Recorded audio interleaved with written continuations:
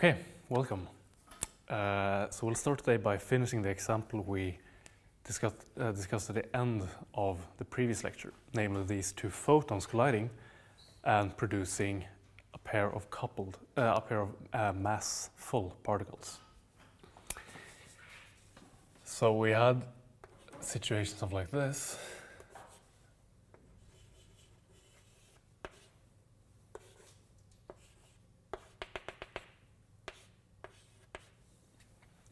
One photon incident at an angle theta to another photon, and this would lead to the production of two mass-full particles. And so we consider this example in order to illustrate the concept of threshold energy, which we also discussed at length in the previous lecture. So the definition of the threshold energy for a reaction was the minimum, we could speak of it as the minimum energy required in order to enable the reaction. So basically what we're saying is that the initial reagents in the reaction need to have a minimum amount of kinetic energy in order to produce the necessary rest energy after the collision, which is associated with the masses of the particles. So the task here was to find the energy epsilon, the threshold energy for the energy epsilon of the incoming photon that would enable this reaction to take place.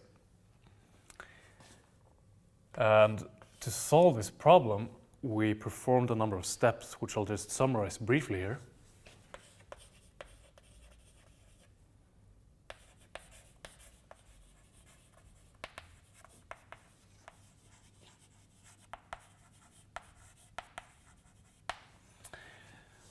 First of all, we got rid of the complication with this incident angle theta by choosing an appropriate coordinate system in which the total momentum of these two photons would be directed along one axis instead of splitting it up between two axes. So we chose an appropriate coordinate system, and as a check that our results in this new, more convenient system would be correct, we checked the invariance of the form momentum vector.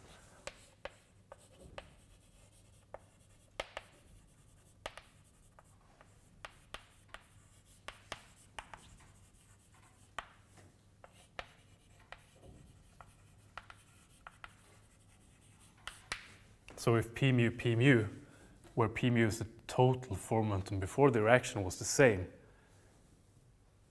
in our original coordinate system and our chosen coordinate system, well, that should be a good indicator that the results are correct so far, at least. So that was the first thing we did. And the second thing we did in order to find this threshold energy was to use the conservation of form momentum.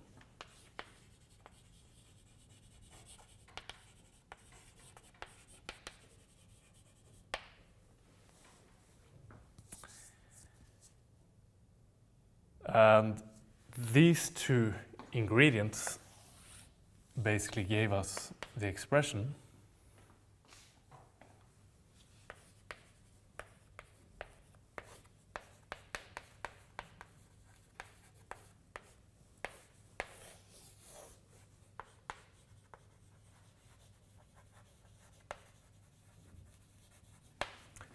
as follows for the threshold energy. And as always, when we arrive at a final result, we should consider it and see if it makes sense in limiting cases, because this is always a good check to see if the general result is reasonable or not. One thing we commented on was that the threshold energy for the incoming photon was inversely proportional to the energy of this photon. And we argued that this seemed reasonable, because the more energetic this photon would be, the less energy this photon would have to provide in order to give the required rest mass after the collision. So that was reasonable. But another interesting aspect is the angular dependence of this energy. So consider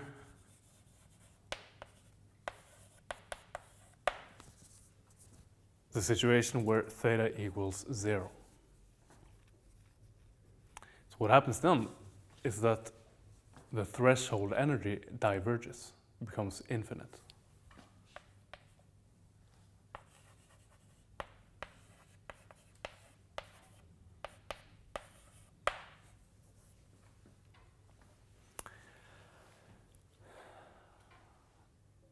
So that might be worrying. Or maybe not. What do you think?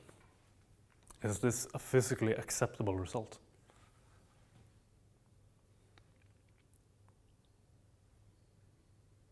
And what does it mean?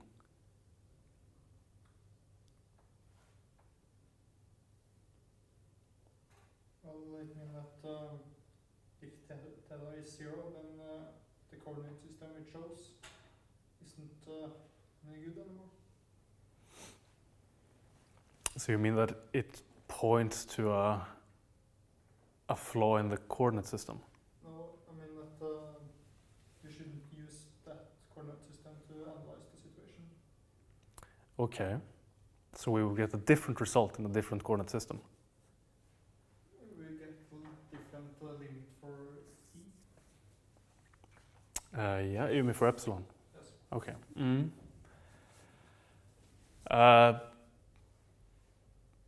I agree we could get a different limit for epsilon when we set theta equals 0 if we choose a different coordinate system where we define theta differently. But if we choose a different coordinate system, that shouldn't change the essential physics. So even though theta might be defined differently in another coordinate system, the theta that corresponds to the physical situation, which is theta equals 0 here, should give the same results. Do you agree? I mean, the result will change its form depending on which coordinate system we choose, but the essential physics should remain the same. We can't have one set of physics in one coordinate system and done differently in another. So the way I interpret this result is that if this photon is incident at an angle theta, it cannot catch this photon. The photons are traveling at the speed of light, equal velocity. So at theta equals 0, it's just following the other photon, right? It's never going to catch up. So it would need an infinite energy to produce the particles, yes? What if they are already incident? How do you mean? If they have, quantum mechanics becomes an issue, but if they have, since you specified the energies, they have a completely uncertain position. And so at any instant of time there is a given probability that the two photons are on top of each other and thus should be able to interact. But I see what you mean. Yeah. Okay, so if we take into account quantum mechanics, it becomes more messy. Isn't there rather some symmetry argument for why the reaction can't occur when they're incident? That could very well be the case. So what kind of symmetry do you mean?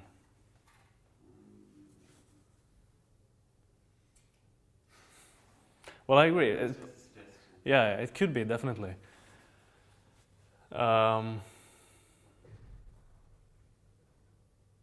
So basically the photons have no mass, right? So if they're just traveling in the same direction, we know that they have the same velocity, and this photon should never catch up with this one, basically. So that's how I interpret this result. Theta equals 0 means that, okay, this photon would need an infinite energy to catch up with this one to actually produce the particles. However, this problem is resolved for any other angle theta, which is non-zero, because they can always collide like this, for instance at pi half. Now we could ask the question, which angle theta gives the minimum threshold energy?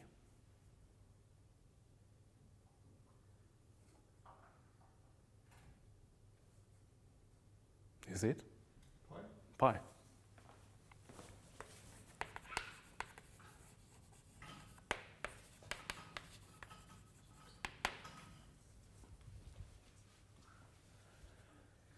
And if you compare this to the general discussion we had about the threshold energy in the previous lecture, we see that this is consistent with the fact that the threshold energy is obtained in the center of mass system, right? Because if theta is equal to pi, then there's a total momentum of 0 before the collision. And so the conservation of momentum, free momentum, becomes fully unproblematic afterwards. We don't need any extra kinetic energy to satisfy the conservation law for momentum. So all the initial energy can go into the rest mass production. So this is in agreement with our general discussion that we don't need any excess energy to conserve momentum. So did you say the center of mass system? So what did I say? Maybe I did, yeah. How do you define that for 2 photons? Oh, okay, good point. So I would define it as the frame where the free momentum is 0, the total momentum.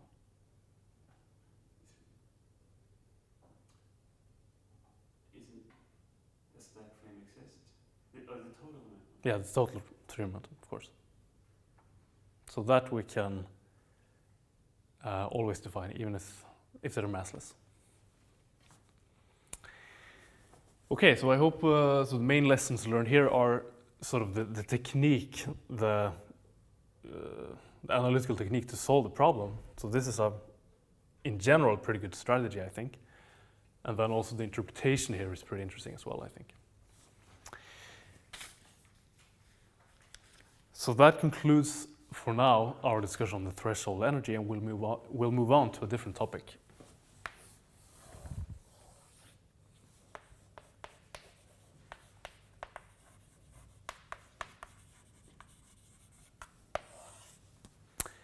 The electromagnetic field tensor. So we're basically going to introduce a very compact framework for how the electromagnetic fields act under Lorentz transformation. And as we'll see, this will actually give rise to some interesting physics.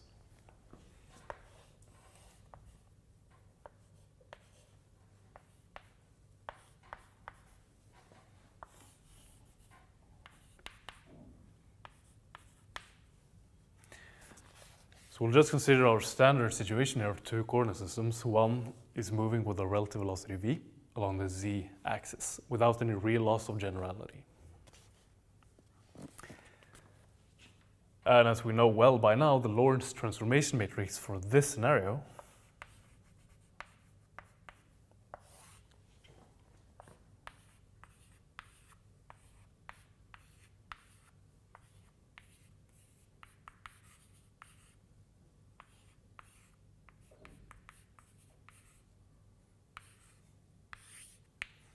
looks like this.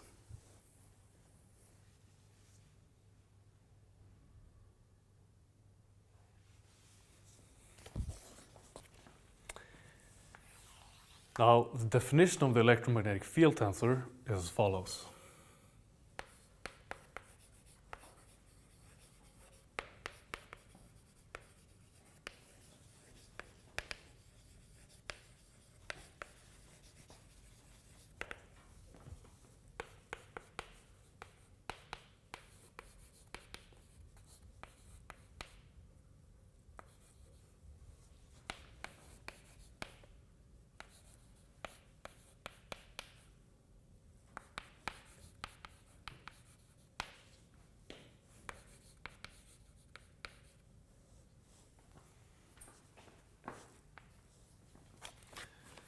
So we're defining the tensor F in terms of the 4 potential A that we introduced when we discussed the covariance of Maxwell's theory.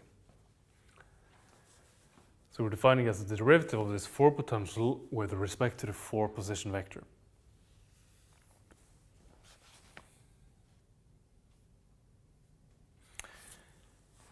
And we're introducing some notation here that we write the derivative of the nth component of A with respect to the muth component of X, like this. So for this term we get mu nu. So one thing we see immediately is that the electromagnetic field tensor is an anti-symmetric tensor.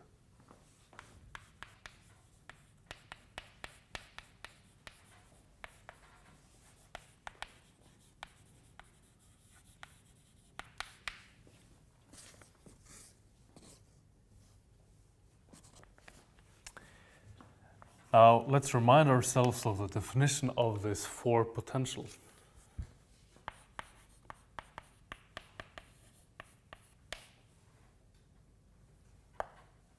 Looks like this. And then we have the definition of the electric and magnetic fields.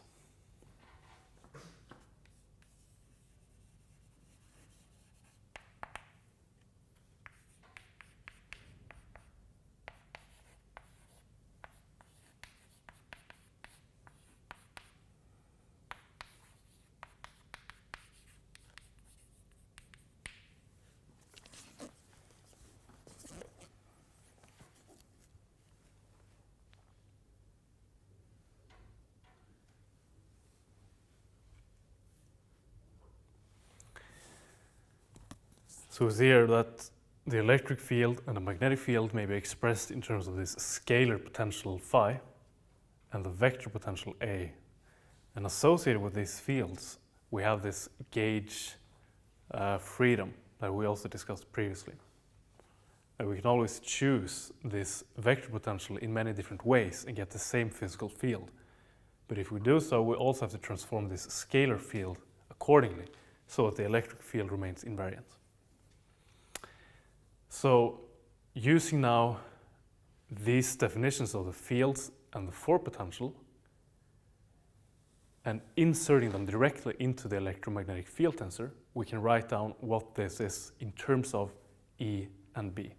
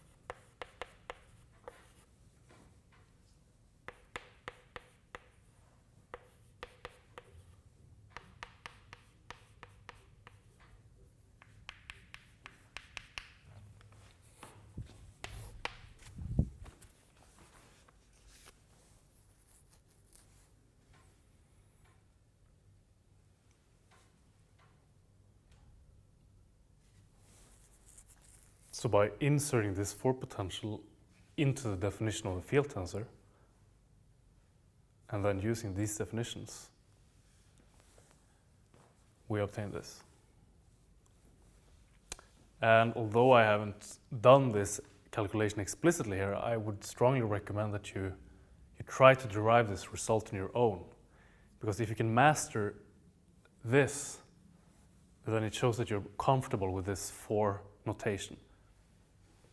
So it's a good exercise just to master all these different indices and how you use the notation. Now, the convenient thing about this electromagnetic field tensor is that it behaves under a Lorentz transformation just like the position for vector. We see that it consists of x mu, the position for vector, which we know transforms according to the Lorentz matrix. So this transforms in a known way according to this matrix here. And similarly, from our result when discussing the covariance of Maxwell's theory, we derive this equation for the force potential relating the current density operator, J mu. And so A transforms just like J, and we also saw that J from the continuity equation transforms like x mu. So this entire field tensor should transform as follows.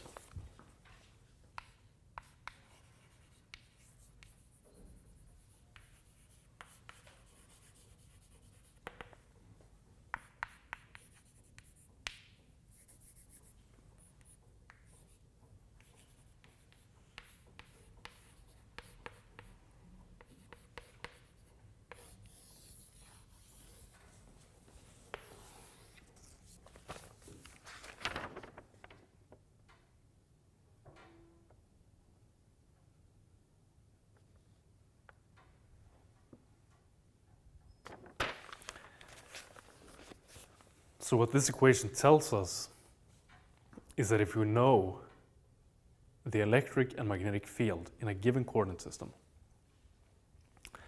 then we know F alpha beta according to this formula here. If we then want to find what the electric and magnetic fields are in a different coordinate system, which is moving with a velocity v relative to the original one, well then we can find the field tensor in this new system by performing these matrix multiplications. Then we will have the electric and magnetic field in the new system.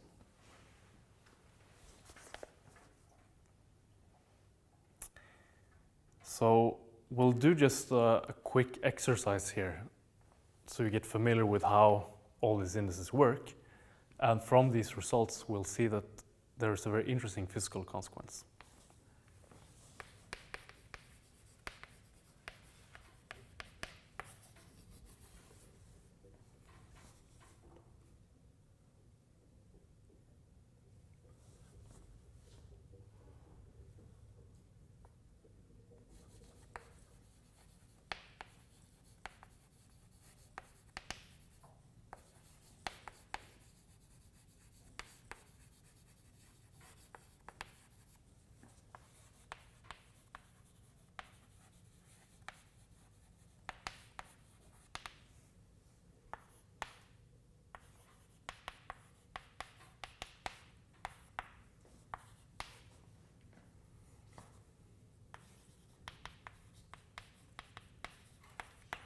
So consider these two examples. If you consider mu equals 4 and nu equals 1, what kind of transformation equation do you obtain? And similarly for 4 and 3. So if you just take 5 minutes to try to derive these results, we'll discuss them.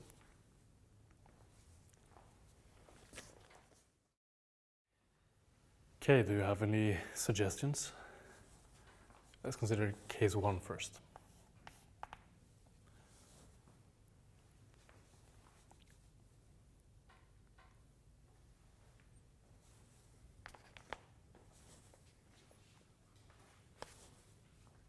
Any ideas?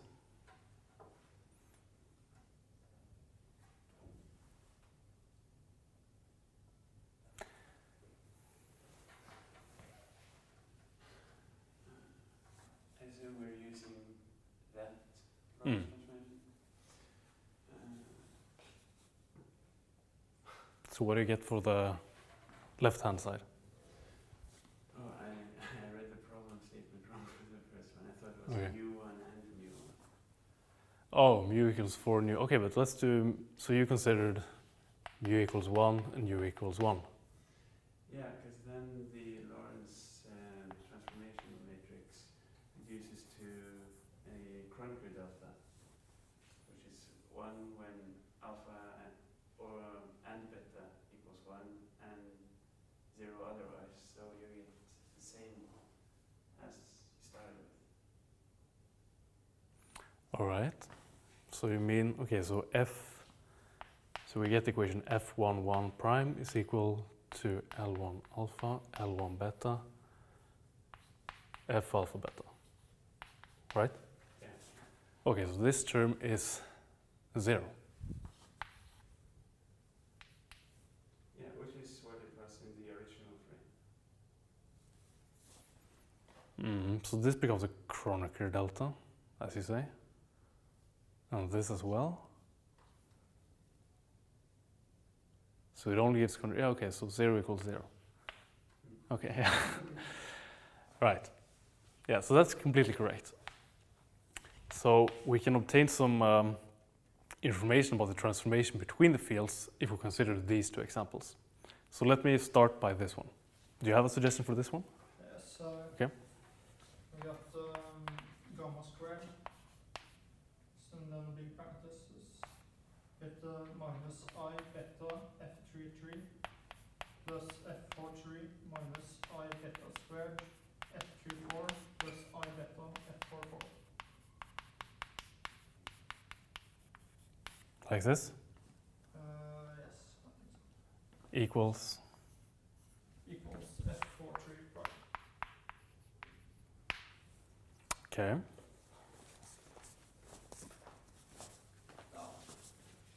It's the second one I've done. Oh, okay, this is the second one.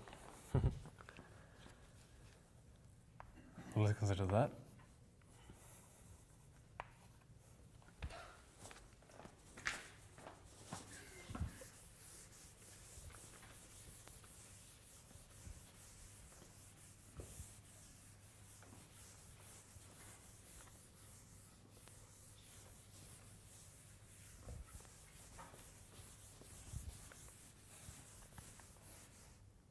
Oh, I shouldn't have erased that.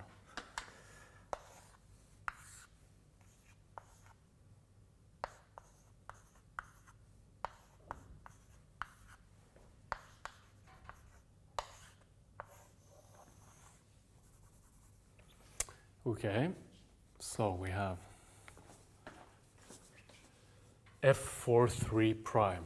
That should be equal to f43 I over c e3 prime, right? So the right-hand side, I'm moving over to the left-hand side, becomes this. And then we have to consider the big parenthesis. So we have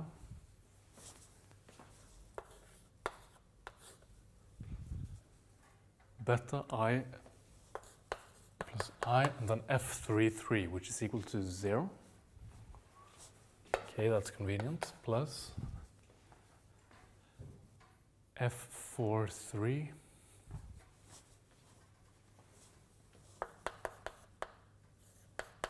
which is equal to I over c e3. So f43 is here. And then we have f34. Didn't write that very nicely. f34 plus I beta squared.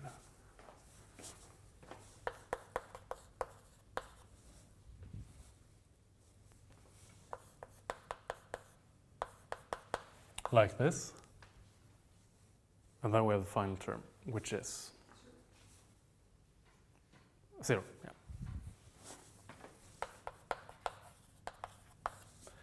Okay, so we should be able to simplify this.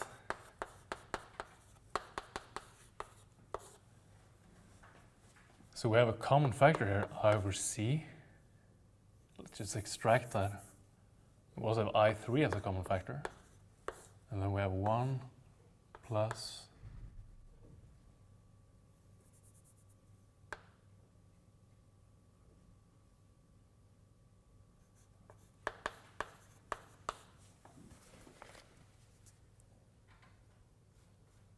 like this. Do you agree? Yes, I think so. So let's see what happens. We have 1 minus I beta squared, 1 minus beta squared.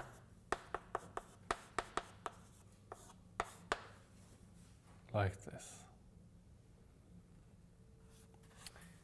So that would suggest that E3 prime is proportional to E3 with this imaginary factor. Can we accept that result?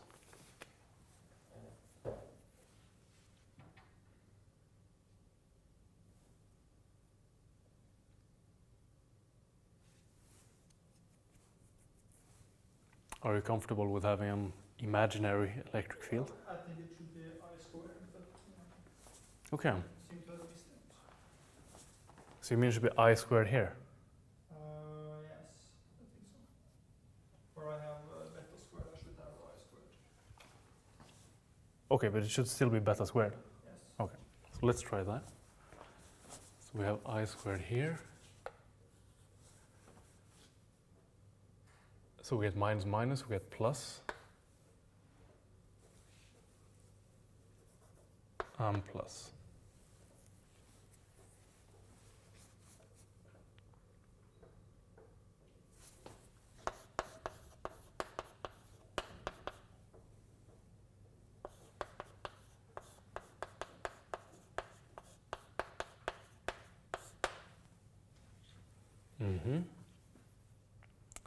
Okay, so we said if beta goes 0, in the non-relativistic case, we get identity transformation, which is correct. Now if beta becomes close to 1, so if velocity is close to the speed of light, this diverges. So the electric field should diverge.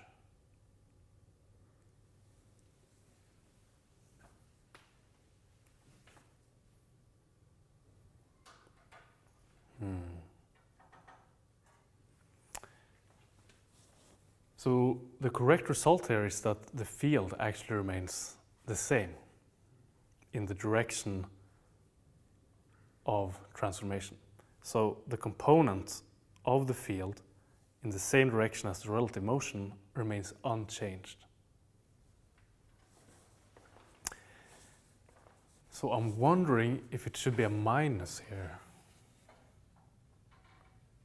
for some reason.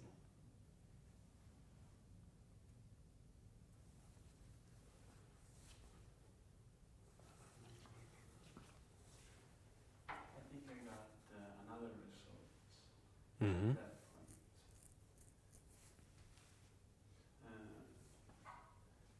I got that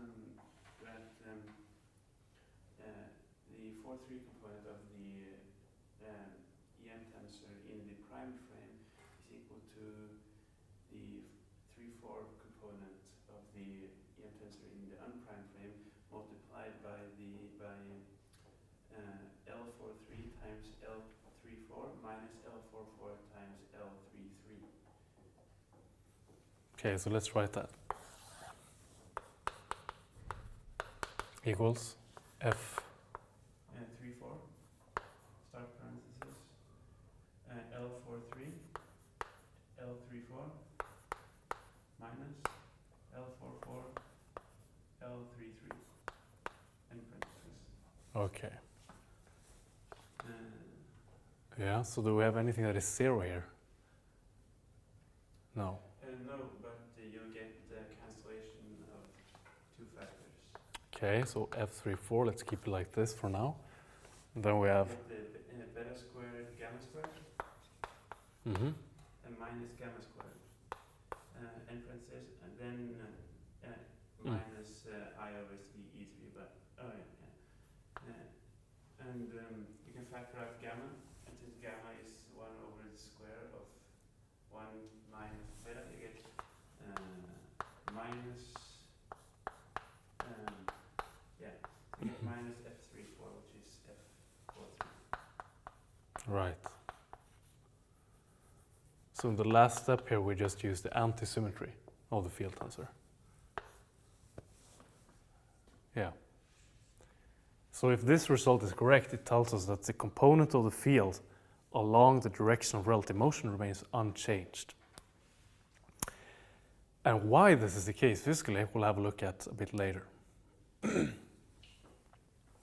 So I think in principle, I think you got it correct. It's just some sign thing that snuck into here. Okay, so that was the information we got from the second equation, which is an important message, that you have invariance along the direction of motion. So let's consider the first one.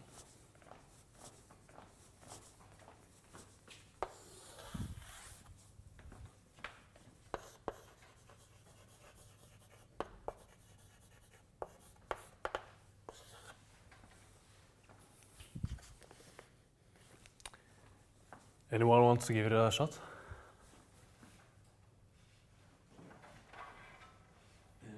We get the F41 prime Mm-hmm. equals L for alpha times L1 beta times F alpha beta. Mm-hmm. So that's a general Yeah. definition. And then L1 beta is the canonical delta, so we can immediately, Like this? yeah, so Mhm. we rewrite that as L for alpha, F alpha 1. And then we just substitute in terms. And we'll, So you mean that this is equal to F? Okay, right. Mm-hmm. and then when we substitute in terms, we should get start parenthesis minus I beta gamma B2 plus gamma I over C E1 equals I over C E1 prime. I over I over C E1 prime. like this. Yeah, and simplifying we get I and E1 prime equals gamma E1 minus beta C gamma B2. So this is the final result. Okay. So we see here that the components of the field transverse to the direction of motion, relative motion, do not transform as identity. In fact, you have this gamma factor multiplied with the field, but in addition, the electric field in the transverse direction depends also on the magnetic field in the original frame.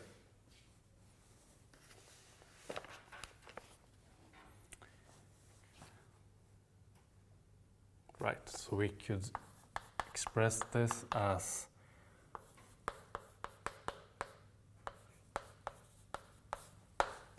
follows, just by inserting the definition of beta.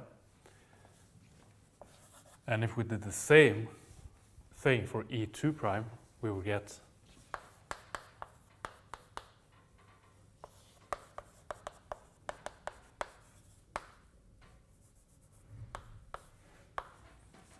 so we would have that, and then we also know now that the third component is invariant.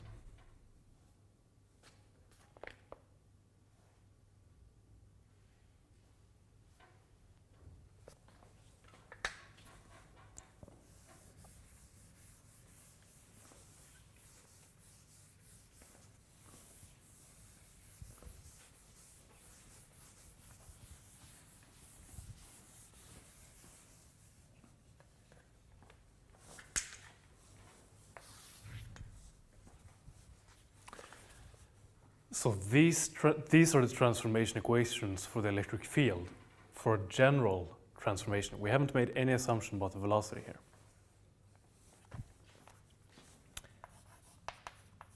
However, if we assume that the velocity is small, but we still want to find the lowest order relativistic correction, we get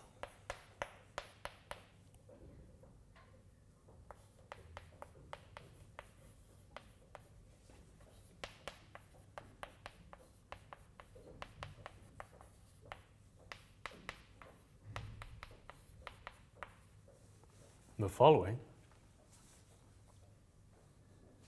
So what we're doing here is just keeping the velocity, the first order term in velocity, inside the parentheses, and then discarding the second order term, which comes from the series expansion of gamma.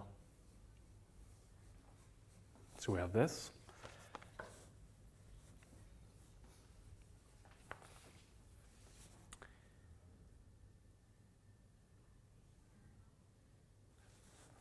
Does this form of the equations remind you of any known mathematical structure?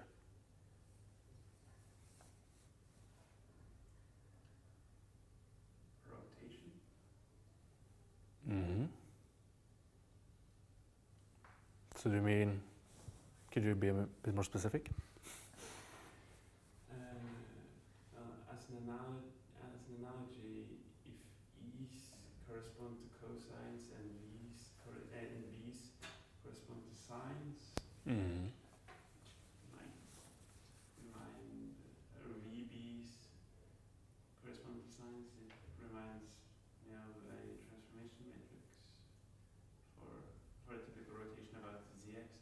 Mm-hmm.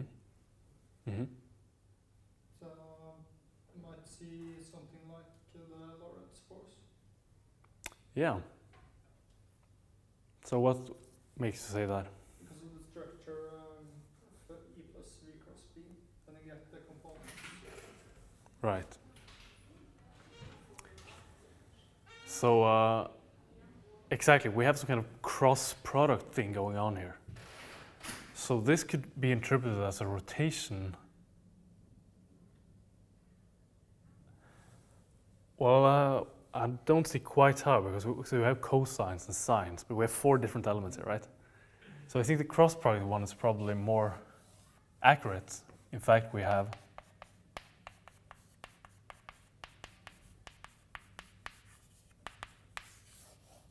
this.